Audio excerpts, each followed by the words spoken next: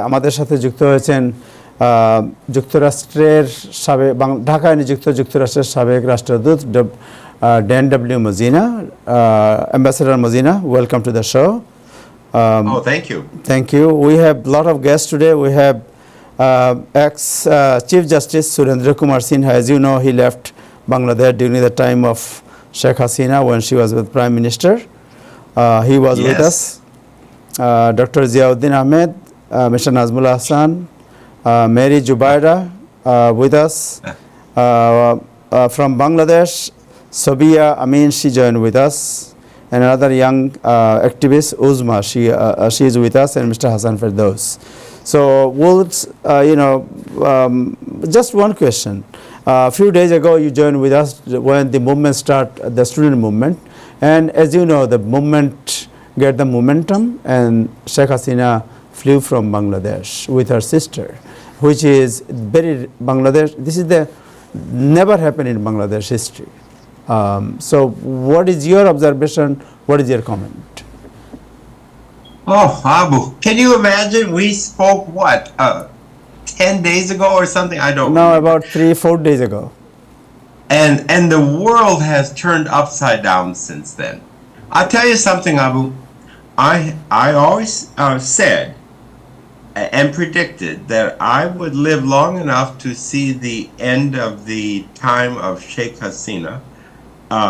But I never expected it to happen so soon. I just never expected this. And what these recent developments say to me, it just shows yet again how extraordinary the people of Bangladesh are. And you know, I believe that from the bottom of my heart. I believe Bangladeshis are fundamentally devoted to democracy. And what has happened in just the last day and a half, actually starting in July 1, I guess, is actually a revolution. A revolution. The masses of people, and I'm talking about grandmas and grandpas and children and of course the student leaders, the youth, and workers, everybody in between, all on the streets. I've been following this, as have all of you. It's unbelievable what has happened, but it's a critical, challenging time for Bangladesh. And we all have been watching some of the outbreaks of lawlessness. I urge that the military take actions to prevent this, because I don't want a few miscreants to derail the wonder that the people of Bangladesh have crafted. That's not right. And I want the military to make sure there's not retaliation against members of the former ruling party. I want the military to ensure protection for the minorities of Bangladesh. And I don't want to see this magnificent achievement of the people of Bangladesh be spoiled. And so I think that the military needs to move quickly to take control of the streets, to make sure these few isolated elements don't wreak havoc. I think they need to move quickly to establish an interim government, one that can bring peace and calm, one that can establish the context for democracy to take roots. And so the country can move to early elections, and the people of Bangladesh can express their preferences. I think at the same time, there need to those who perpetrated the atrocities that have left hundreds of innocent Bangladeshis dead or injured, I think those people need to be held accountable. I think foreign entities like the United Nations Human Rights Commission and others. I just picked one because that popped to my mind. But there are others. I think they could help in this process. I think it's mandatory to bring back normalcy as quickly as possible. Already the internet's been restored. Educational institutions are being reopened. So those are good things. Detainees have been released.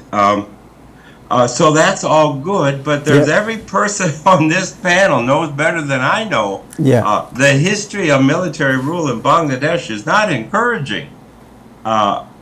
So I hope that this interim government, I'm not sure what it'll look like.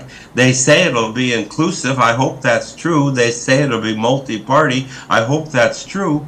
I hope that government is established soonest. The military can go back to the barracks where they belong, and the country can get on with creating a context, as I've said, for early elections. I think that's the way ahead. I have worked here to urge the U.S. government to speak out on this. The White House has spoken out. The State Department has spoken out.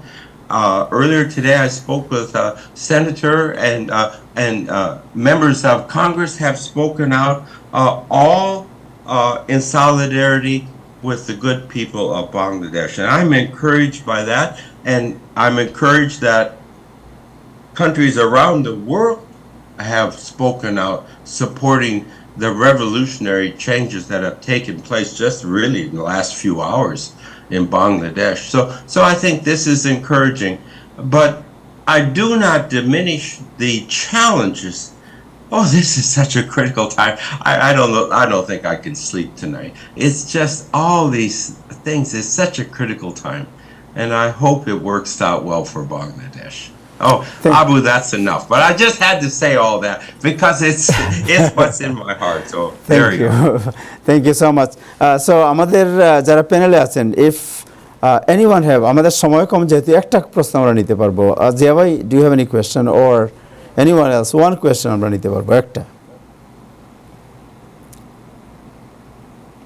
জি জিয়া ভাই, জি go ahead. Unmute করতে হবে জিয়া ভাই আপনার sound. Ambassador, Professor Ziauddin Ahmed, he will ask just one question to you and then you are over. Unmute. Please unmute. I think he's on mute. Yeah, he has to push the unmute button and then. Yes, sorry, I got it. It was my cell phone there, so I couldn't find the button. So thank you very much, Ambassador Mozena and Justice Sinha. You explained it all. I don't have anything to offer, but my question is, you're so right, it's a critical point right now. So I think what you just said and Justice Sinha said, we all agree with that.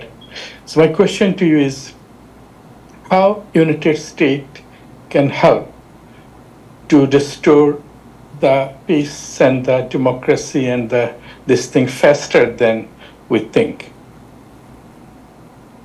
Well, I think first of all, the challenge is with Bangladesh. You know, I've lived years in Bangladesh, and I said this to Abu recently, and I'll say it again.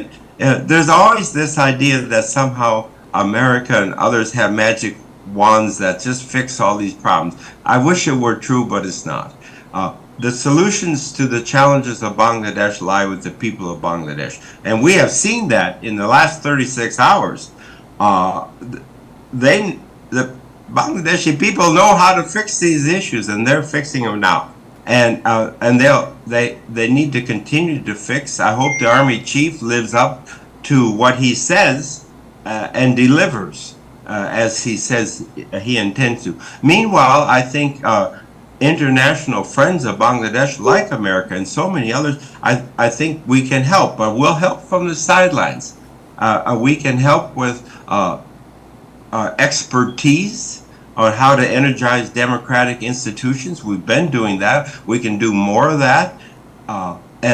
maybe that would be helpful.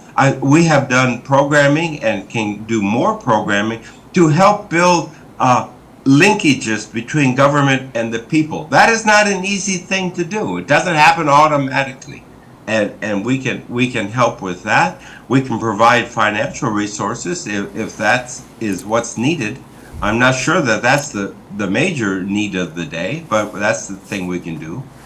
And we can be responsive to the needs as expressed by the interim government as it emerges. Thank you so much. Thank you so much, Ambassador Dan W. Mozena. Thank you. Mr. 𝐎𝐿𝐴 𝐒𝐚𝐥, he was the Chief Justice during your time when he was ambassador. He left. Yeah, he was here. So if you want to say him hello, you could say him hello. Yeah.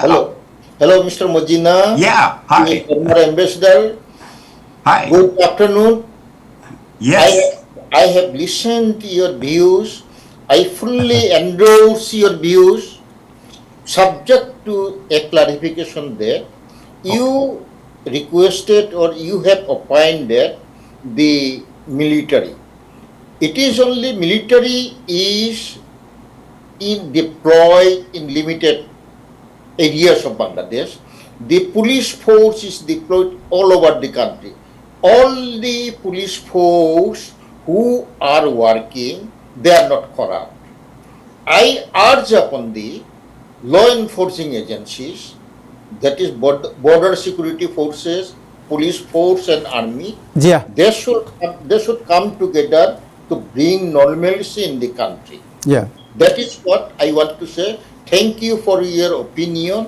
And subject to that point, I endorse your views to bring normalcy in the country, particularly the minority communities who are being attacked.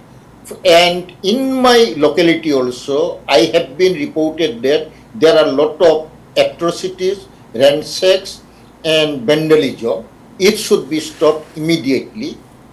Yeah. Thank you. Thank you so much. Thank you. I agree with you wholeheartedly, and all of the law enforcement agencies need to do as you suggest. One of the challenges is that many people have lost confidence in the police given the conduct of recent weeks. So that will be difficult for them to overcome that.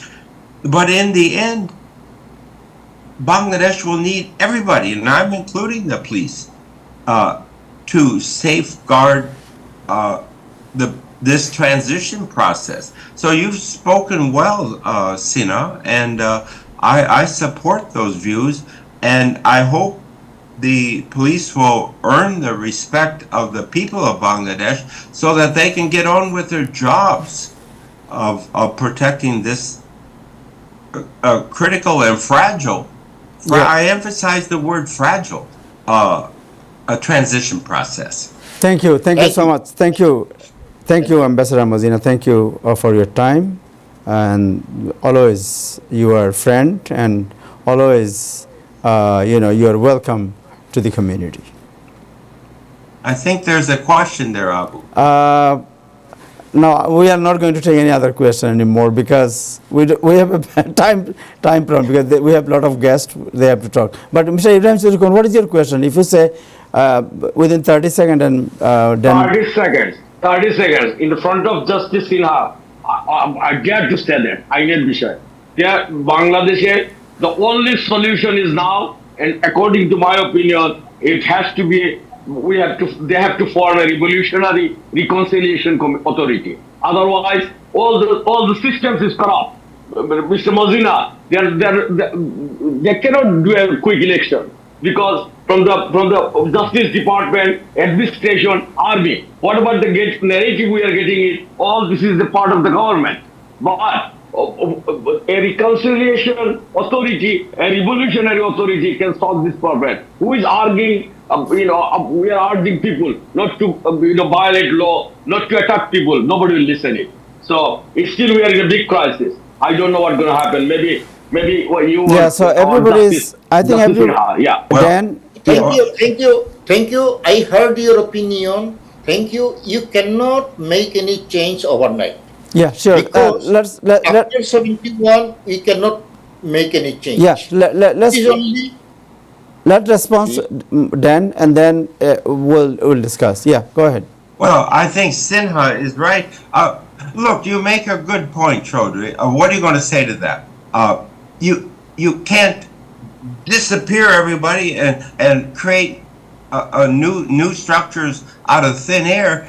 People have to evolve, and some people maybe can't do that. Okay, I don't know, but I think some people can do that because these institutions are needed as this transition process advances.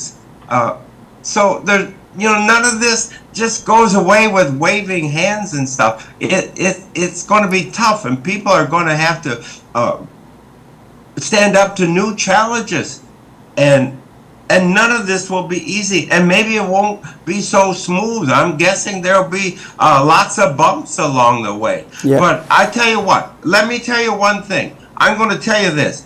I believe in the people of Bangladesh, and they're going to make this happen. And there's going to be a new Bangladesh come out of these ashes, and that's going to be a free and democratic Bangladesh. And I tell you why I'm so sure of that, because I've lived in that country many years. I know the people of Bangladesh, and my confidence is with them. And they will succeed. You will succeed. And there will be this new Bangladesh. Thank you so much. I believe that. Thank you, Dan. Thank you so much. Professor 𝐒𝐤𝐢𝐚 Ahmed, আপনার কাছে যাই। আপনি professor 𝐒𝐤𝐢𝐚 Ahmed শুনতে পাচ্ছেন? Okay, I'll sign off. Thank you. Then. Yes, thanks. Thank you so much for your time. Thank you, everybody. Nice to see everybody. All my old friends are here. Take care. Thank you. Bye-bye. Thank you. Bye-bye. Same from here.